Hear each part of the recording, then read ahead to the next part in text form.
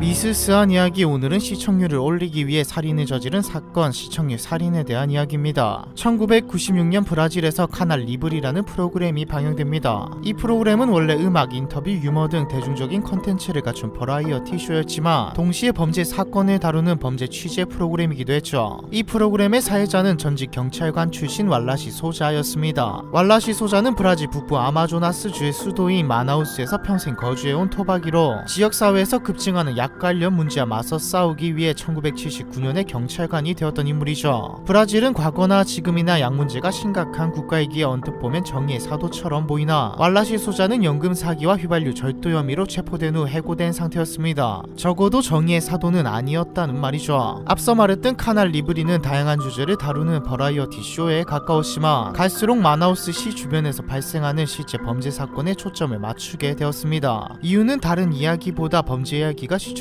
더 잘 나왔기 때문이죠. 마나우스는 치안 상태가 매우 불안한 나라인 브라질 안에서도 문제가 많은 도시였습니다. 갱들은 밀매 혹은 사람을 죽이는 강력 범죄를 밥 먹듯이 저질렀죠. 왈라시 소자가 인기를 얻게 된 것은 발로 뛰면서부터였습니다. 왈라시 소자는 앉아서 이렇다 저렇다 말만 하는 게 아닌 직접 운전하여 범죄 현장에 나가 취재하는 적극적이고 용감한 모습을 보여줬죠. 현장에 나가는 것은 정말 총을 맞을 수도 있는 혹은 갱들의 표적이 될 수도 있는 위험한 짓이었거든요. 시청자들은 이런 왈라시 소자와 그를 통해서 보여지는 생생한 범죄 현장에 흥미를 느꼈습니다. 프로그램은 날이 갈수록 인기를 끌게 되어 결국 마나우스에서 가장 인기 있는 쇼가 되었죠. 사람들의 인기를 얻게 된 카날 리브리와 왈라시 소자는 점점 더 파격적인 행보를 이어갔습니다. 범죄자를 추적하여 경찰과 함께 급습하거나 날 것의 범죄 현장을 방문하여 생생하게 취재하기 시작했죠. 보는 사람이 이거 정말 괜찮은 거야 라는 말이 나올 정도로 왈라시 소자는 적극적이었습니다. 총격 사건에도 뛰어들어 죽을 뻔하기도 했고 갱단에게 경고를 날리기도 했죠. 범죄자를 치료하는 유일한 방법은 총알이라고 말하기도 했습니다. 엄청나게 과격한 발언이죠. 범죄가 브라질만큼 심하지 않은 한국에서도 이 정도 행보를 보인다면 분명 팬들이 생길 겁니다. 거침없이 솔직한 발언과 입담, 강인하고 카리스마 넘치는 태도와 피해자들을 돕는 모습은 수많은 팬을 만들었죠. 범죄 현장에 시체가 있다면 그 시체까지 그대로 공개할 만큼 자극적이고 아슬아슬한 방송이었으나 그만큼 시청자들의 반응은 뜨거웠습니다. 왈라시 소자가 범죄자를 추적하거나 사건 현장을 취재할 수 있었던 것은 앞에서 말했듯 그가 전직 경찰이었기 때문입니다. 비록 해고됐긴 했어도 경찰로서 근무할 당시 쌓아둔 인맥이 있었기 때문에 가장 먼저 사건 현장과 체포 현장에 가 있을 수 있었던 것이죠. 카날 리브리의 인기가 뜨거워지면서 왈라시 소자의 인기는 단순한 진행자를 넘어서기 시작했습니다. 단숨에 브라질의 국민 MC 자리를 꿰차고 정치에까지 입문하게 되었죠. 1998년 브라질 자유당을 통해 주의회 의원으로 처음 선출되었고 2000년에는 아마조나스 입법부의 의원으로 선출되고 2002년에 재선되었습니다. 2003년 국회의원까지 되죠. 왈라시 소자는 역사상 가장 많은 표를 받은 당선자가 되었을 만큼 당시 소자의 인기는 상상을 초월했습니다. 정계에 진출한 소자는 부패한 정치인들에 대한 비판도 서슴지 않았기 때문에 기존 정치인들에게 미움을 받기도 했지만 그럴수록 민심을 얻을 수 있었죠. 소자는 마침내 보안부 장관 자리에까지 오르게 됩니다. 더 이상 이게 범죄 취재 프로그램 MC가 아닌 합법적 권력까지 취득한 보안부 장관으로서 범죄 소탕을 꿈꿀 수 있게 된 것이죠. 비리 경찰에서 보안부 장관까지 올라온 소자에게는 별명이 붙었습니다. 국민의 소자, 위험을 무릅쓰고 용감하고 단호하게 범죄와 맞서 싸우는 마나우스의 영웅, 온갖 칭호들이 붙었죠. 2009년 8월까지는 말입니다. 2009년 8월 왈라시 소자가 카날 리브리의 시청률을 높이기 위해 일부러 살인을 지시했다는 폭로가 나오면서 브라질은 발칵 뒤집히게 됩니다. 이 폭로를 한 사람은 전직 경찰이자 불법 약딜러 모아시르 조르지라는 남자인데 그는 왈라시 소자가 앞에서는 범죄자를 비난하고 있지만 뒤에서는 범죄 조직을 운영하는 범죄 집단 보스이며 자신은 그의 지시에 따라 범죄를 저질렀다. 왈라시 소자는 카날 리브리의 시청률을 높이기 위해 암살자를 고용해 일부러 5명을 살해했다고 말합니다. 브라질 범죄를 감소시킬 영웅이라는 기대를 받았던 사람이 범죄 조직의 보스라니 이 폭로로 인해 브라질 사회는 큰 혼란에 빠지죠. 왈라시 소자의 반응은 어땠을까요? 당연한 말이지만 모아시르 조르지라는 남자를 자신은 모른다며 강력히 반박했습니다. 모든 폭로는 명명백백한 거짓이며 정치적 박해라고 주장했죠. 그러자 모아시르 조르지는 매번 범죄 현장에 가장 먼저 도착할 수 있었던 것은 소자가 지시한 범죄들이었기 때문이라고 주장했습니다. 사람들은 듣다 보니 꽤 설득력 있다고 생각했죠. 점점 사람들은 폭로자의 말을 믿기 시작했습니다. 그렇게 영웅은 한순간에 준범죄자 취급을 받게 되죠. 결정적으로 방송사의 한 장의 사진이 우편으로 도착하면서 사람들은 왈라시 소자에게 등을 돌리기 시작합니다. 이 사진은 왈라시 소자가 모아시르 조르지와 함께 수영장 경찰청장에서 앉아있는 사진이었죠. 이 사진으로 인해 시민들은 물론이고 경찰도 소자를 의심하기 시작합니다. 사실 왈라시 소자에겐 정말 의심스러운 부분이 많았죠. 수차례 경찰보다 먼저 범죄 현장에 도착했다는 점도 이상했고 경찰조차도 입수하기 힘든 정보를 얻어냈다는 점도 이상했으니까요. 이때까지는 인맥 덕분이었다고 생각했지만 아니 경찰보다 빨리 도착하는 게 가능한가라는 생각을 하게 된 것이죠. 한 번은 방송에서 불에 탄 시체에서 연기가 피어오르는 사건 현장을 취재한 적이 있는데 왈라시 소자는 시체를 보며 휘발유에 의해 산채로 불에 탄 남성의 시체라고 말했습니다. 부검도 조사도 없이 시체만 보고서는 바로 알기가 힘든 사항이죠. 결국 왈라시 소자는 기소되고 맙니다. 왈라시 소자는 혐의에서 벗어날 수 없다고 생각해 도주했지만 이내 경찰에 자수했죠. 하지만 범죄 혐의만은 끝까지 부인했습니다. 왈라시 소자는 나도 약과 범죄 때문에 가족을 잃어본 경험이 있는 사람인데 그런 내가 범죄 조직의 보스라니 말도 안 되는 소리다. 이 모든 것은 자신을 비방하려는 경쟁자들의 정치적 박해이며 내가 범죄 조직의 보스라는 말을 뒷받침할 증거가 없다고 말했죠. 하지만 소자는 유명세를 탄 만큼 그의 추락을 바라는 착한 척 위선을 떤다며 안 좋게 보는 사람이 많았습니다. 특히 경찰 입장에서 방송 MC가 자신들보다 더 추앙받는 것은 정말 치를 떨 일이었죠. 정치인들 입장에서도 마음에 안 들었고요.